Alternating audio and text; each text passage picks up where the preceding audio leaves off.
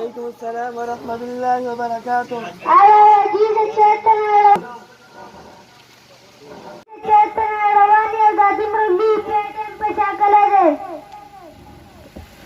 بقي بازار د ترم سودا مې راوړه. تاسو په دې ورکې سودا راوړئ ولې بچي نشته څه بقي لږ صبر وکړه دا پیټه کوڅ بیا به خبرې کوو.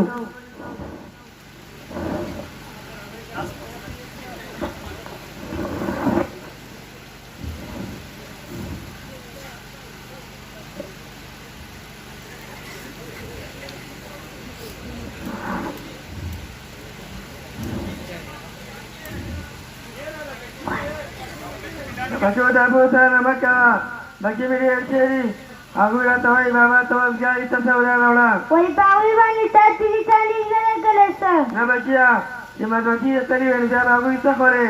حفیظ احمدي صاحب په 115 روپۍ نوکري کوي په خپله به څه خوري او په بچو به څه خوري. اوس ودرېږه زموږ یو استاد را روان دی د هغوی نه تپوس کوو.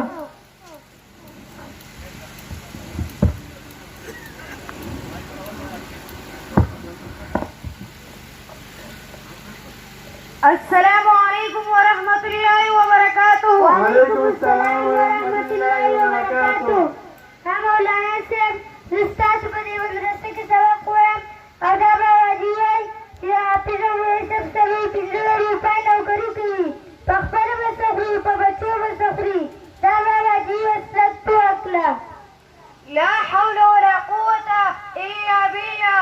بابا صرف ستانا دا اکثر خلکو دا سوچتے او دا یو بیکاره سوچتے رزق ورکولو اور یو د الله تعالی ذات دی. اگر که د رزق تعلق د ډیګرانو سره وي نو اکثر خلک به د ولږې مړه وي.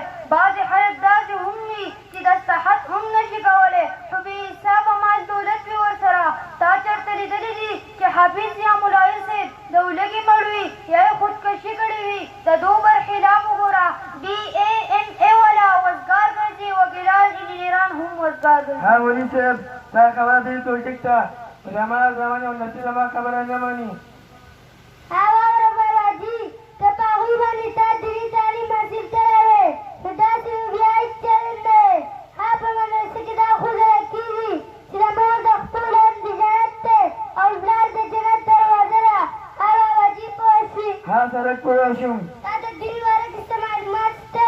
اره بیا ده بچیه تا ما ته مسلې ښیې تا زه مسلمان نه ښکارم ته یوازې مسلمان ته یې نو بیا ووایه چې په غسل کې څو فرض دي؟ په غسل کې څو فرض دي خو مالدس فرض دي نو چې اوبه وي صابون ورسره وي تولیه وي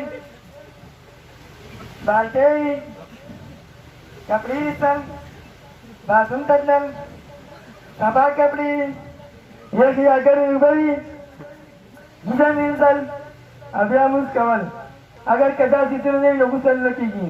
استغفر الله استغفر الله. په غسل کې لس نه 3 فرض دي.